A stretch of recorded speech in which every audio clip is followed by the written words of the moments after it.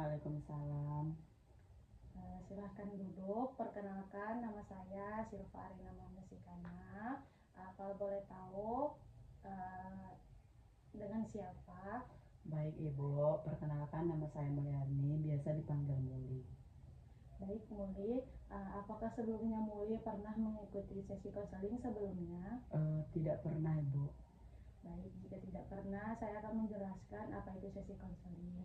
Sesi konseling adalah di mana Muli tidak perlu khawatir untuk menceritakan seluruh hal yang mengganjal di pikiran dan di hati Muli, karena itu tidak akan terdengar oleh orang lain dan akan diketahui oleh Muli, Ibu, dan Allah yang tahu.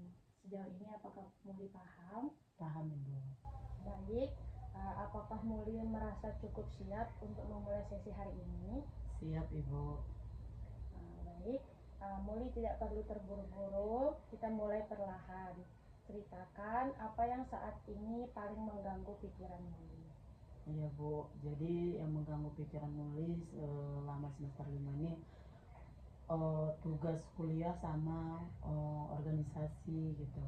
Tugas kuliah nih kayak maksudnya ada aja gitu tiap harinya, bukan masalah keteteran tugasnya, itu tidak. Insya Allah kalau tugas per minggunya itu memang siap, tapi capeknya tuh kayak itu lagi dan itu lagi juga yang diulang-ulang setiap minggunya gitu Bu.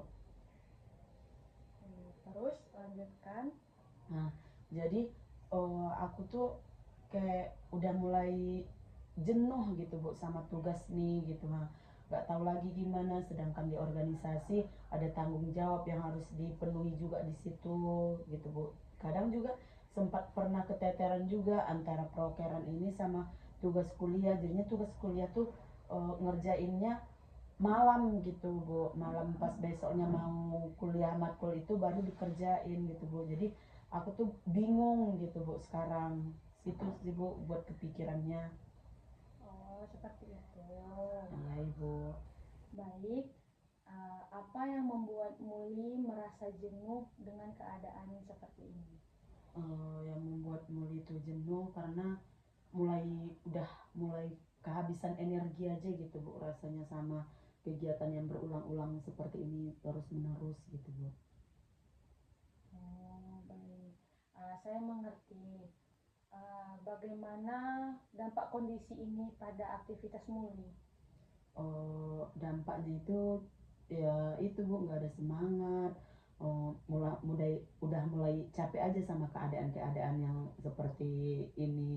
Kadang ya udahlah, tugas yang penting selesai aja lagi Bu, yang penting selesai, nggak ada lagi pikiran ini bagus nggak ya nanti, nggak ada lagi yang pikiran kayak gitu gitu Bu. Oh, jadi Muli merasa jenuh dan merasa malas untuk mengerjakan hal-hal yang seperti itu lagi. Iya Ibu. Baik, dari yang Muli ceritakan, saya menangkap bahwa Muli sebenarnya memiliki standar tinggi terhadap diri sendiri. Muli ingin tetap unggul di akademik sambil tetap memenuhi tanggung jawab di organisasi.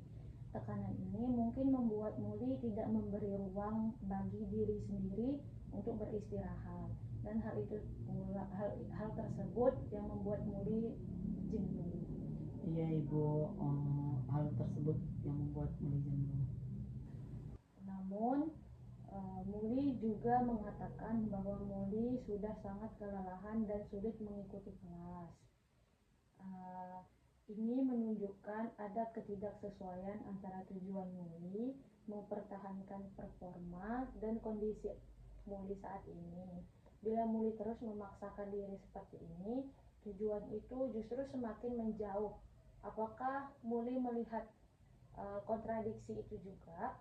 Iya Ibu, Muli juga merasa kalau tujuan awal Muli kesini tuh udah mulai nggak sesuai Bu. Baik, sebelum kita memutuskan langkah selanjutnya, saya ingin mengajak Muli melihat dari sisi yang lain.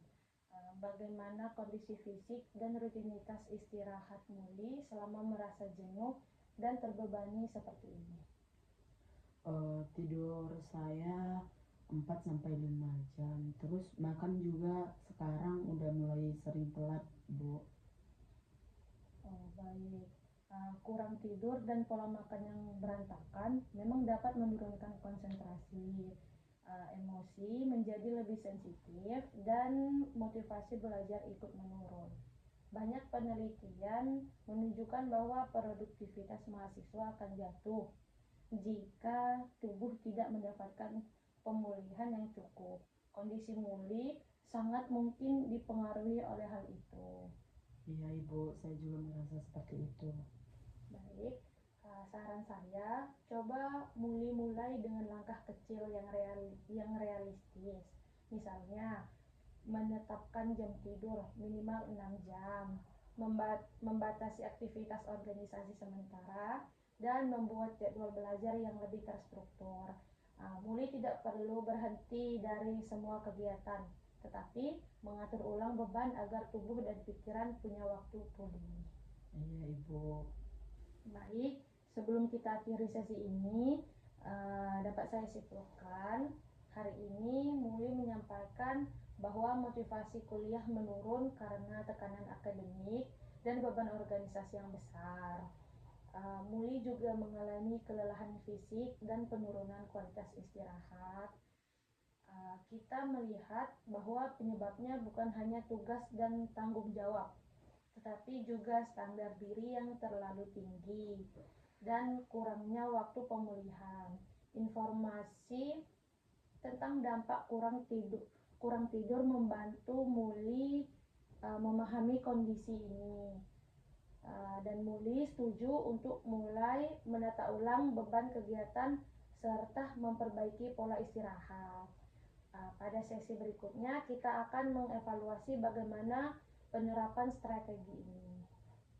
Baik, terima kasih sebelumnya Muli atas keterbukaan Muli hari ini. Semoga setelah sesi ini Muli merasa sedikit lebih ringan. Kita akan bertemu lagi minggu depan. Jaga diri Muli baik-baik ya. Iya Ibu, terima kasih Ibu. Saya sedikit merasa sudah lega. Baik, kita akhiri. Wassalamualaikum warahmatullahi wabarakatuh. Waalaikumsalam warahmatullahi wabarakatuh.